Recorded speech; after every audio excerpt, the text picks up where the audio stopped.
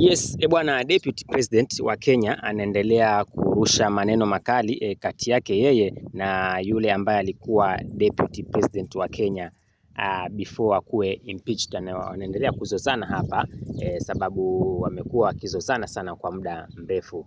Bwana huyu ambaye alikuwa Deputy President ama pia tunaweza muita ex Deputy President ambaye anajulikana kama vile Gachagua, wengine wanamuita jina la kiutani, wanamuita kama Riggy. Bwana anapenda sana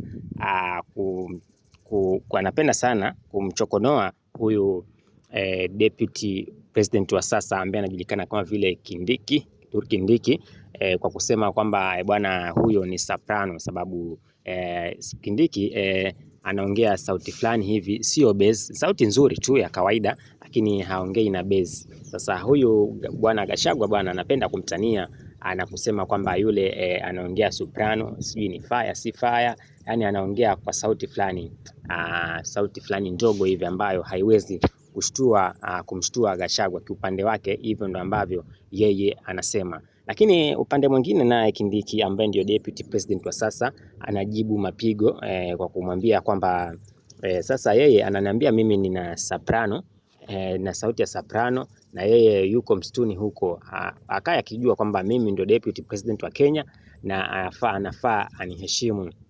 Yani mimi ndio Deputy President wake kwa sasa hivi hapa Kenya. Kwa hiyo anafaa ama anapaswa aweze kuniheshimu, sio kundushia maneno makali kama hayo, na akiendelea hivyo basi tutaweza kumchukulia hatua bwana. Huku akiendelea kusisitiza, anasema kwamba huyu ambaye alikuwa Deputy President wa zamani amekuwa ni mtu ambaye ana chuki na ukabila, kwa sababu yeye kila muda akiongea anaongea watu wake tu wa Mlima Kenya. Lakini bwana Kindiki anasema kwamba serikali ni ya watu wote, sio ya Mlima Kenya tu, kama vile ambavyo Gachagua amekuwa akijipongeza kila mahali pale anapoenda.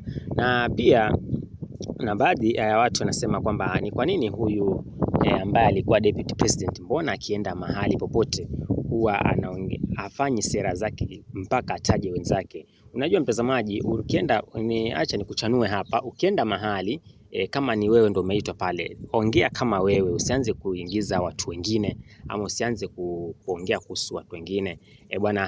Hayo ni maoni ya baadhi ya mashabiki ambao wanasema namna hiyo ya kwamba yani Gachagua akienda mahali basi ni lazima aweze kutaja serikali kuu, sijui iko na hivi iko na nini.